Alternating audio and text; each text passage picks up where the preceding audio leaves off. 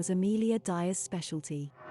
During the 1800s in Victorian England, unwed mothers could pay midwives and wealthier individuals to care for their children while they were away at work.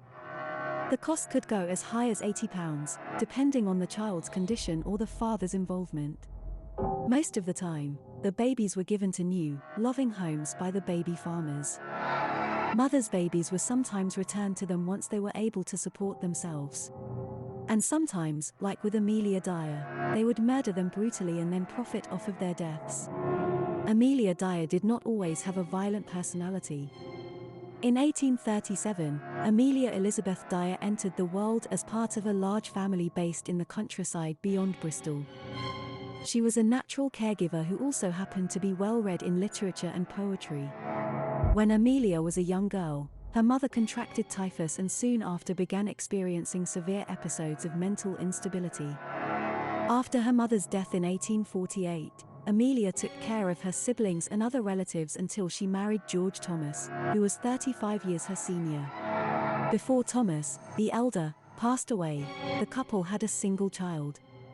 Due to her situation as a single parent, Dyer had an immediate need for money. She had married a midwife who had trained her as a nurse and instructed her in baby farming techniques during their time together before the wedding. But Dyer would go further. She started advertising in the local paper, saying that she was a good mother and a married woman who could give the kids a good life. She would expect a large upfront payment in exchange for her assistance.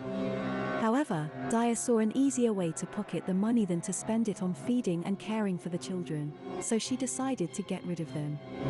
She used to give the babies fatal doses of an opioid solution to make them stop crying. She would then call a coroner to verify the deaths, acting shocked and saddened while pretending to be shocked that the baby had died so soon. In 1879, a doctor started to question whether or not the numerous deaths he was called to report were truly all accidental. He gave a statement to the police, but instead of getting her arrested for murder or manslaughter, she got 6 months in a labor camp for neglect. Amelia Dyer, however, didn't care. After her release, she put out more ads seeking a secure environment for children and kept getting paid to watch them. If the parents of a child she murdered came to her begging for their child back, she would simply replace the child with a new one. Amelia Dyer began disposing of the infants' bodies after realizing her mistake in having coroners declare their deaths. She'd use cloth to wrap up the bodies before burying, tossing them in the river, or dispersing them around the city. She used a variety of methods when murdering them so as not to draw attention to herself. She also maintained a sharp eye on the law enforcement. She would pretend to have a nervous breakdown and admit herself to an asylum, saying she was having suicidal thoughts if she thought she was being followed. She even attempted suicide by opium overdose, but her high tolerance from years of use saved her. Dyer would move from place to place, changing her name and her appearance each time, to evade authorities and parents trying to track her down for the sake of their missing children. Over the course of nearly 30 years, Amelia Dyer allegedly murdered and robbed over 400 children.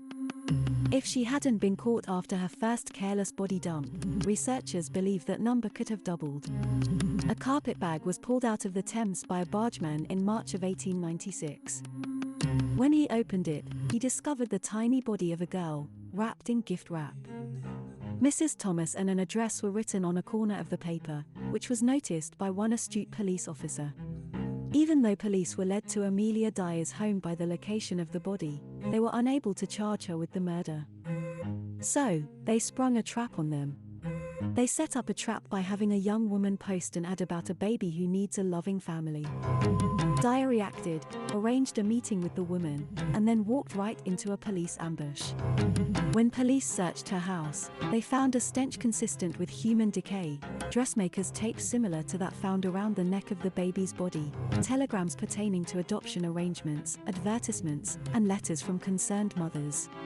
They also found boxes with items inside, suggesting Dyer had been packing up to move again. The police took her into custody and began dredging the Thames River for additional bodies. Amelia Dyer was found to have admitted to the murder of all 6 that were discovered. She even told the police that she could tell by the white tape they wore around their necks. She claimed insanity in court, citing her many stays in asylums as evidence, and pleaded guilty to one of the murder charges. The jury, however, concluded that they were faked to avoid prosecution. They reached a verdict of guilty after only 45 minutes of deliberation. The hanging of Amelia Dyer took place at 9 a.m. on June 10, 1896. The high number of deaths and the length of time Dyer had evaded conviction made his case a national sensation. And it prompted a sea change in adoption law, which led to increased government oversight of baby-rearing facilities and an end to abuse.